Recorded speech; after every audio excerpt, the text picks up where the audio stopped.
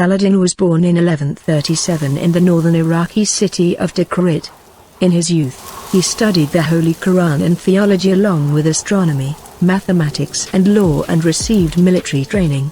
He later entered the service of Imad ad-Din Zangi ibn Aksonkar, a powerful Turkish governor in northern Syria, who made him commander of his fortress in Baalbek city in eastern Lebanon near the Syrian border. Saladin joined the staff of his uncle, an important military commander under ruler and the military leader Nur al-Din, who was the son and successor of Sultan Imad ad-Din Zengi of Mosul. In 1169, Salahuddin, at the age of 31, became the commander of the Syrian troops in Egypt and vizier of the Fatimid Caliphate there. From 1174 until 1186 he zealously pursued a goal of uniting, under his own standard, all the Muslim territories of Syria, northern Mesopotamia, Palestine, and Egypt. This he accomplished by skillful diplomacy backed when necessary by the swift and resolute use of military force.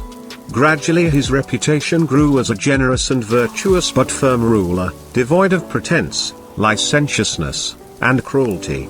In contrast to the bitter dissension and intense rivalry that had up to then hampered the Muslims in their resistance to the Crusaders, Saladin's singleness of purpose induced them to rearm both physically and spiritually.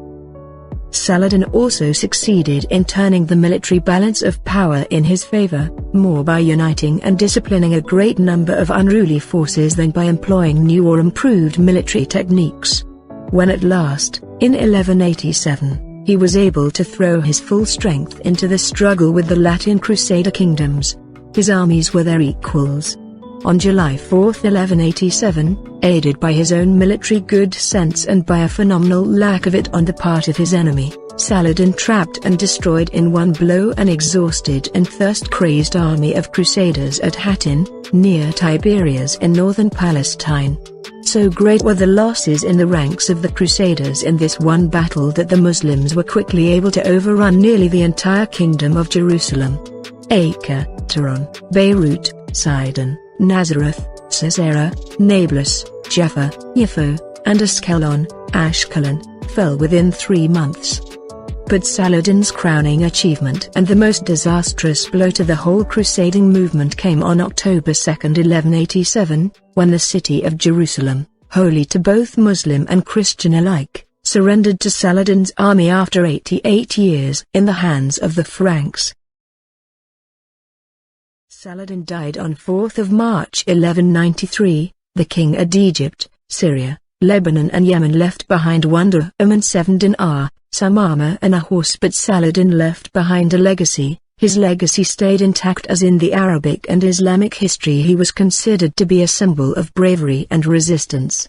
And, despite the fact that he was considered an enemy all across Europe, he was admired for being a symbol for nobility, honor, and chivalry, and shown in medieval art as being a great king and a heroic figure, as when he took Jerusalem, he spared the lives of the Christian population and gave a safe passage to the defeated Crusaders, unlike when the First Crusade slaughtered the entire city.